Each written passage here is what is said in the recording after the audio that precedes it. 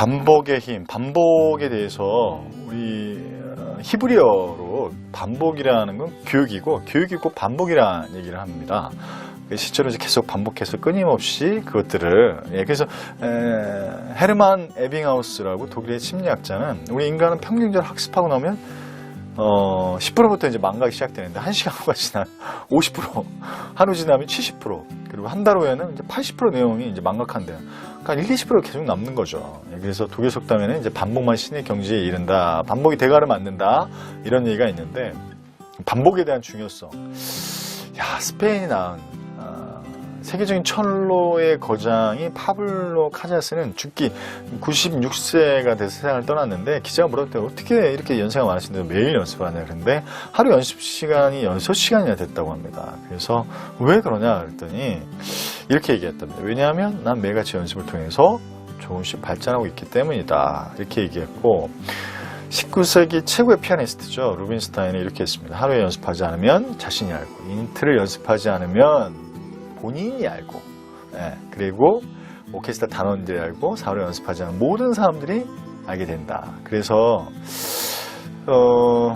참 김연아 얘기는 워낙 많이 나오는데, 김연아 그 전담 코치였죠. 브라이언 오소는 이렇게 얘기했다고 합니다.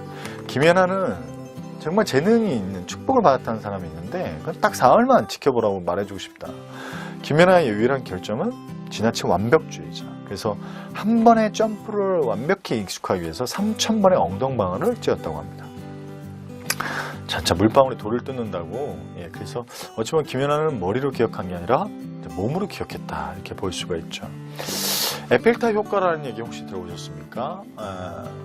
미국 심리학자 제이 종크가 그러니까 사진을 준비를 해서 12명의 사진을 줘서 무작위로 이제 보여줬는데, 내용과 관계없이 횟수를 많이 보여준 사람한테 호감을 느끼더라는 거죠. 이게 이제 에펠탑 효과인데, 에펠탑이 처음에 프랑스에서 엄청난 반대에 있었습니다. 15,000개 어떤 금속 덩어리를 이제 연결을 한 거니까. 그리고 이제 300m 높이고, 이 철골물이 무슨 프랑스 파리의, 프랑스 역사에, 아니죠, 예술에 치욕적인 거다, 뭐 이러면서 굉장히 반대를 했었답니다. 근데 이것이 이제 반복적으로 계속 보여지다 보니까 지금은 프랑스에 가면 제일 먼저 보는 게 에펠탑이죠. 그래서 이제 파리의 명물이 됐는데, 결국 계속해서 보게 되니까 시민들이 호감을 가지게 됐다. 그래서 에펠탑 효과다, 이렇게 얘기를 합니다. 그래서 반복이 성공의 법칙이다, 이렇게 얘기를 하고요.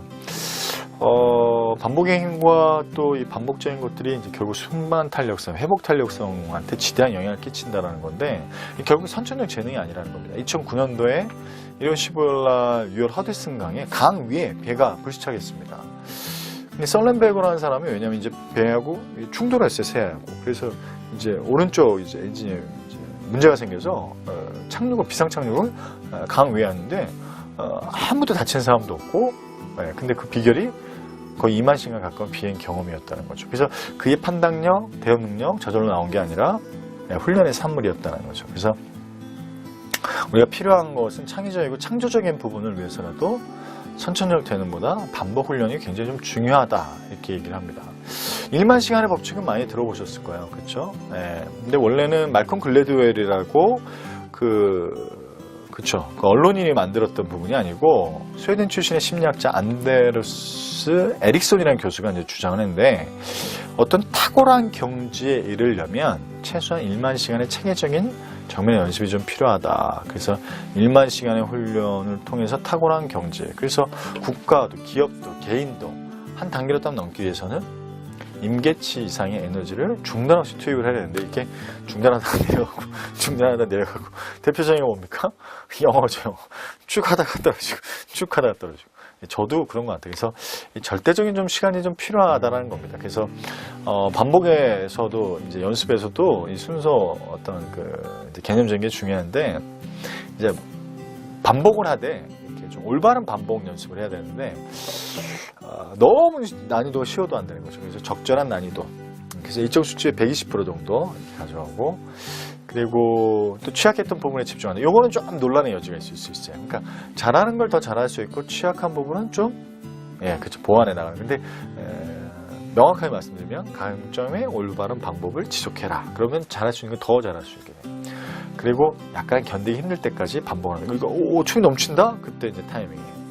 그리고 객관적인 피드백을 받는다. 그래서 타이거주의 그 예전에 코치이자 캐디가 스티브 윌리엄스라는 사람이 있었습니다. 근데 그분이 1년간 연봉을 30억씩 줬대요. 예, 30억씩. 이렇게 많은 돈을 주니까 기자 물어봤죠. 아니, 왜 이렇게 스티브 윌리엄스한테 많은 돈을 주냐라고 물어봤더니 타이거주가 얘기했던 내용입니다. 나는 나를 볼 수가 없잖아요. 나는 스티브 윌리엄스를 통해서 나를 봅니다. 객관적인 피드백 계속 받았다는 것이죠. 그래서 때로는 코치이자 제3자 누군가를 통해서 피드백을 받는 거. 그래서 난이도에 대한 부분에서도 코치에 대한 부분을 접목이 되든지 아니면 본인 스스로가 계속 기록화해서 견디기 힘들 정도로 객관적인 피드백을 받는 거. 정리하겠습니다. 반복만이 신의 경지에 이른다. 그래서 아리스토텔레스가 이런 얘기했죠. 10년 후에 너의 모습이 궁금해? 그럼 오늘 너의 모습을 봐. 오늘 무언가를 반복하고 있는지. 결국 오늘의 반복이 10년 후에 나를 만든다라는 생각을 가지시고 끊임없이 올바른 반복을 해 나가셨으면 좋겠습니다. 네, 감사합니다.